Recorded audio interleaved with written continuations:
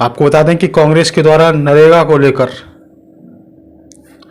कर्नाटक में एक press conference हुई है और अखिल भारतीय कांग्रेस कमेटी के निर्देशानुसार कांग्रेस कार्यालय में एक प्रेस कॉन्फ्रेंस में जो के शिव कुमार जी हैं, उन्होंने मनरेगा और नेशनल हेराल्ड केस से जुड़े प्रमुख मुद्दों को उठाया है। आपको बता दें कि सामाजिक सुधार और आर्थिक सुधारों को लेकर भाजपा की राजनीति इच्छा शक्ति पूरी तरह उजागर हो चुकी है। तत्काल यूपीए सरकार ने मनरेगा को एक ऐतिहासिक कानून के रूप में लागू किया था, जिसने रोजगार के अधिकार के साथ सम्मानजनक जीवन सुनिश्चित किया था।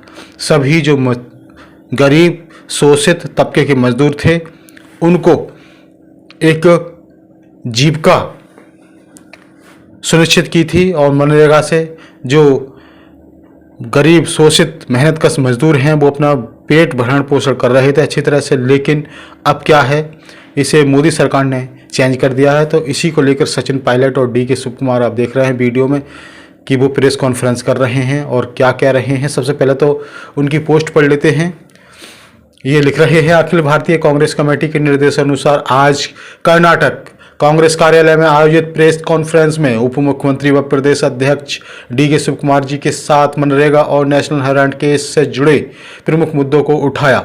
सामाजिक सुधार और आर्थिक सुधारों को लेकर भाजपा की राजनीति इच्छा शक्ति पूरी तरह उजागर हो चुकी है। तत्कालीन यूपीए सरकार ने मनरेगा को एक ऐतिहासिक कानून के रूप में लागू किया था, जिसने रोजगार के अधिकार के साथ सम्मानजनक जीवन सुनिश्चित किया था। हालांकि भाजपा की सत्ता में काबिज आने के बाद से ही इस योजना के प्रति लगातार उदासीन रवैया अपनाया है। कभी बजट आवंटन कम करके तो कभी राज्यों को भुगतान जारी करने में देरी करके इस योजना की शुरुआत के समय ही सुनिश्चित किया गया कि कुल व्यवसाय का 90% केंद्र सरकार वहन करेगी और शेष राशि राज्यों द्वारा दी जाएगी। बीबी ग्राम जी के नए प्रावधान के तहत राज्यों का हिस्सा बढ़ाकर 40% कर दिया गया है। यह बदलाव पहले से ही वित्तीय संकट से जूझ रहे राज्यों पर भारी दबाव डाला है और उन्हें मजदूरों को भुगतान करने के लिए अधिक वित्तीय बोझ उठाने के लिए मजबूर करता है। परिणाम स्वरूप इस मांग आधारित योजना की मूल भावना को गंभीर रूप से कमजोर कर दिया है। ग्रामीण अर्थव्यवस्था की रीढ़ रही यह योजना अब सरकारों की राजनीतिक इच्छा शक्ति पर निर्भर होगी। कांग्रेस पार्टी इन एकतरफा फैसलों की कड़ी निंदा करती है, जो बिना किसी चर्चा तथा विपक्षी दलों और प्रमुख विचारधारकों के परामर्श लिए बिना ही लिए गए हैं। तो दोस्तों, एक तरह से बड़ी खबर है ये, और इस वीडियो में आप सुन लेते हैं कि आखिर सचिन पायलट क्या कह रहे हैं, क्या जानकारी दे रहे हैं। तो बड़ी खबर थी। धन्यवाद। Honorable President of Karnataka Congress Committee and Deputy Chief Minister Shri K. Shiv Kumar ji, Honorable MP and dear friends, apologies for starting late, but I'm here today to share 2 or 3 very important issues that the country must be made aware of. I'll start with the historic mistake that the government of India has done. First time in history, since we got independence, a scheme or a program launched after the name of the father of our nation has been changed. Usually, all schemes named after other people were changed to the name of our father of nation, Mahatma Gandhi. The government of India, and I say this with a lot of anguish, has single-handedly destroyed the only financial safety net rural India had through the erstwhile program called Narega. Now, Manrega was a vision that the Congress party and the government of India then had to make sure that those amongst us who were the least financially empowered had access to job, not as a scheme, not as a program, not as a welfare measure, but as a constitutional right. 100 days of guaranteed job per person, per family in all rural areas was guaranteed through the parliament with consensus through the constitution. And I can share with you that at times of crisis, especially when we had the COVID lockdown, the only safety network that the rural households had at that point was to get jobs in Narega.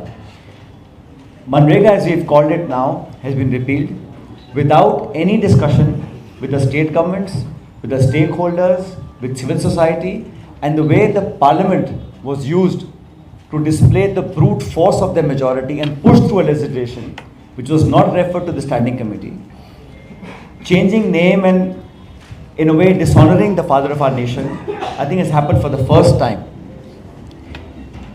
Nobody in India had asked for this. Nobody petitioned the government of India. Nobody requested it.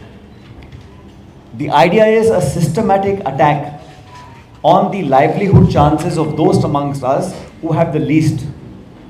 And look at the way they've done it.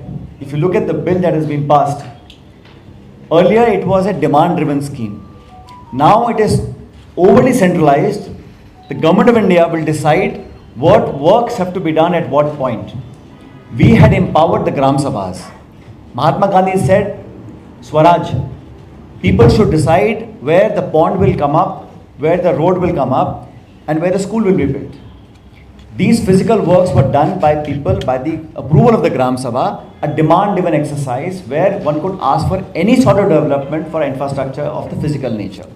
Now it will be only a few select schemes that the government of India decides and mandates, sitting in Delhi, overpowering the local governments and the sarpanchis and the panchayats and the Zilla Parishad. So this is a straightforward case of over-centralization of what the government of India wants. The ratio earlier was 90% of the funds were given by government of India, 10% by state governments. By making it 60-40, you're pushing the burden of entire rural expenditure on livelihoods to the state governments. This is the surest way of disincentivizing the state governments to follow through. 50,000 crores. That was the budget. I remember the Prime Minister's first speech in Parliament. He called Manrega a monumental mistake of the Congress government.